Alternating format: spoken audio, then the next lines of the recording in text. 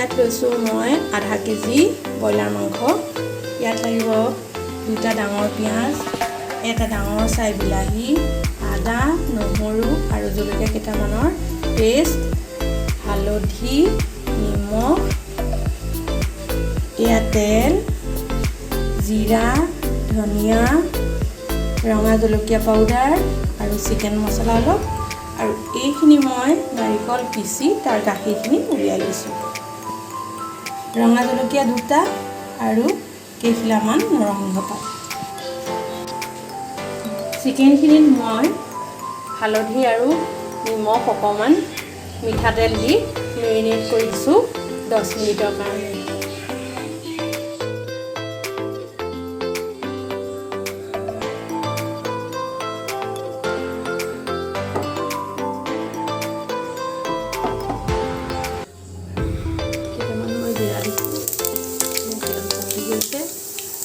জিৰাকেইটা colour আহিছে, তাতে 2টা শুকান জলকীয়া দিছোঁ।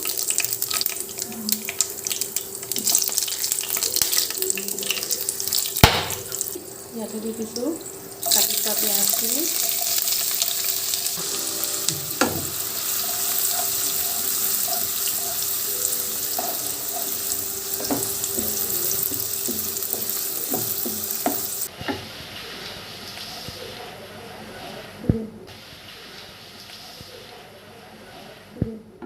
পিঁয়াজখিনি কালাৰ আহিলে ইয়াতে মই দি দিছোঁ আদা নহৰু পেষ্টখিনি।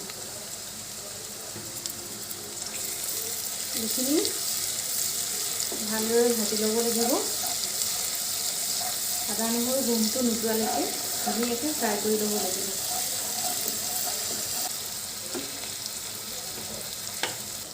ইয়াতে মই এতিয়া অলপ দি দিছোঁ হালধি পাউডাৰ।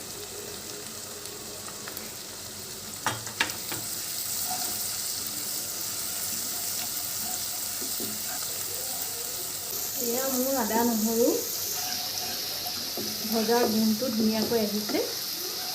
তাতে মই দি দিছোঁ কাটি থোৱা এটা ডাঙৰ বিলাহী। এইখিনি মই মিলাই দিম।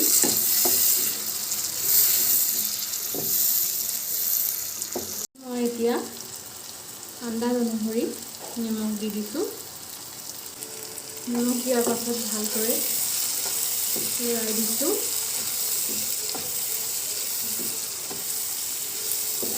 আৰু লৰাই দি অকণমান সময়ৰ কাৰণে মই ঢাকনখন দি দিছোঁ যাতে বিলাহীখিনি ধুনীয়াকৈ গলি যায়।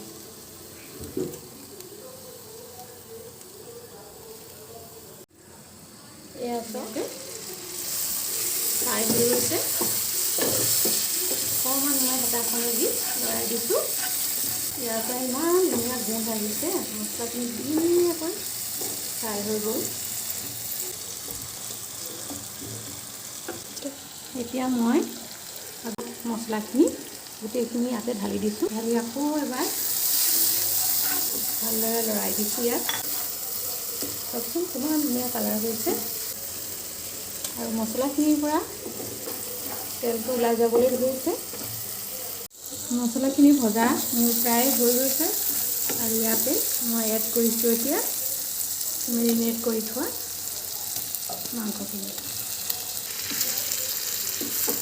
এয়া চাওকচোন মছলাৰ সৈতে মই ধুনীয়াকৈ মাংসখিনি মিলাই দিলোঁ। এতিয়া প্ৰায় 5 মিনিটৰ কাৰণে মই ইয়াক ঢাকন দি সিজিবলৈ দিম।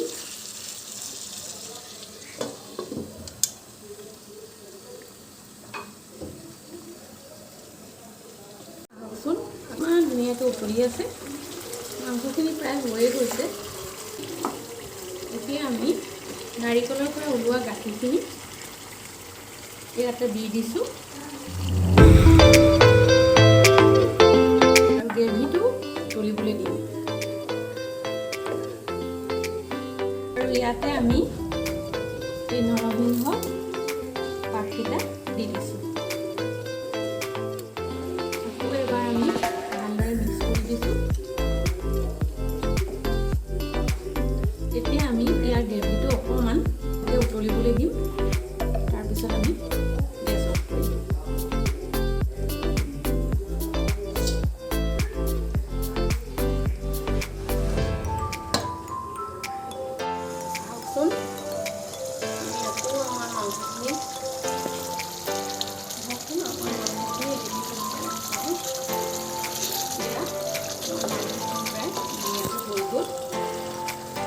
মাংসখিনি প্ৰায় ধুনীয়াকৈ হৈ গৈছে।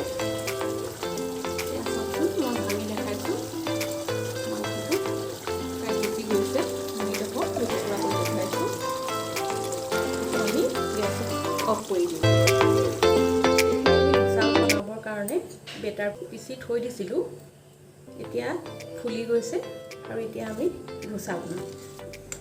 আহকচোন তেনেকৈ আপোনালোকে ধোচাটো ননষ্টিক পেনতো বনাব পাৰে বা লোহাৰ টাৱাতো বনাব পাৰে। ইয়াতে মই দুটুকমান তেল দি লৈছোঁ।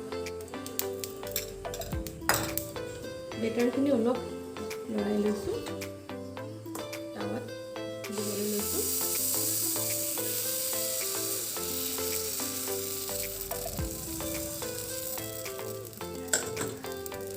এখন দিয়া হৈ গৈছে। ইয়াৰ ওপৰত আমি অকণমান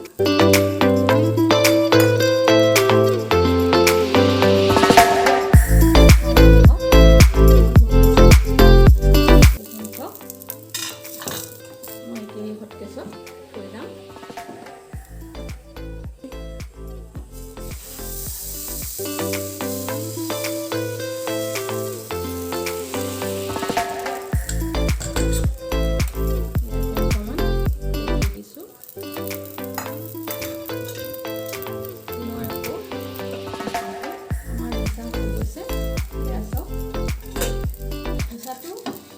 টাৱাখনৰ পৰা উঠাই মই হটকেছত দি দিম।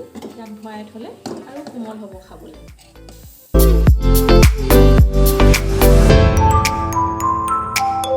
ধোচা আৰু মাংস ৰেডি হ'ল। আপোনালোকেও বনাই চাব আৰু কেনেকুৱা পালে জনাব। ভিডিঅ'টো চাই যদি ভাল লাগিল, লাইক, শ্বেয়াৰ আৰু ছাবস্ক্ৰাইব কৰিব।